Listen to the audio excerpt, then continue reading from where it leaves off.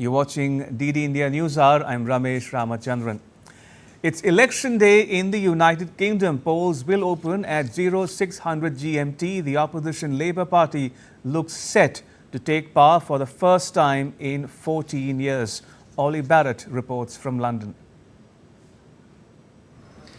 Well, after a 6-week campaign, it is polling day in the UK. People going to the polls on Thursday in 650 constituencies up and down the country to elect members of Parliament to the House of Commons. Behind me, all of the polls heading into polling day have suggested that the current opposition Labour Party, led by Keir Starmer, look set to not just win a victory here at Westminster, but a significant majority of MPs at Parliament, and could therefore be a potentially powerful government being put into place come Friday of this week. It also means that Rishi Sunak, the current UK Prime Minister, looks very much set for his Conservatives to lose, and perhaps a crushing defeat for the Conservatives on the way. There have been all sorts of issues at play during this election campaign. The Labour Party have tried to make it an election about change. The Conservatives have tried to make it an election about taxation, because they claim, although Labour denies, that Labour would put up taxes for working people and families up and down the country. Immigration, healthcare, crime, international affairs have all been important topics as well heading into polling day. And when it comes to international affairs, whoever becomes the next Prime Minister will head almost immediately to Washington for a NATO summit. We also know that if the Labour Party gets in, they are saying that they would try and boost UK-India ties very quickly and pursue the UK-India trade deal that was elusive for the Conservatives. Ollie Barrett in London reporting for DD India. Now, opinion polls.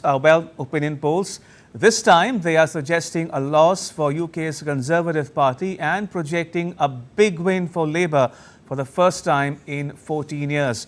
The polls suggest that Labour leader Keir Starmer is likely to be the country's next Prime Minister after Thursday's vote. Ollie Barrett has more. All of the polls currently point in one direction ahead of the UK's election. So it looks at the moment as if Labour will win, and win easily. That's not to say a win is guaranteed, but Rishi Sunak's Conservatives, in power in one form or another for 14 years, have struggled to eat into the Labour polling lead. So in the days after the election, Keir Starmer could be forming a government with a significant majority here at Parliament. That would bring huge opportunities for the centre-left party, but also huge challenges. After the COVID-19 pandemic, a war in Europe, a cost of living crisis, Britain's finances are creaking. Well, the big issues facing the government that takes office on the 5th of July is that there are public service improvements needed in the UK, health service, railways, parts of the education system.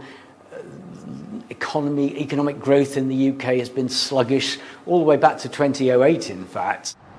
If Labour returns to power, the centre-left party's foreign policy is likely to include quite a lot of continuity with recent years. Relations with India will be a key focus. We think so. I mean, look, India is the most exciting economic story in the world right now. We are in the middle of the Indian decade, at the start of the Indian century. And I think whoever's in power in the UK will recognise that and want to prioritise the relationship with India. The Conservatives have also struggled with the rise of the right-wing Reform Party, which promises tougher action on immigration. Reform hopes to win the seaside seat of Clacton on the English south coast.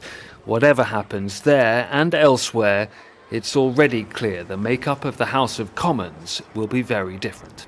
Ollie Barrett in London reporting for DD India.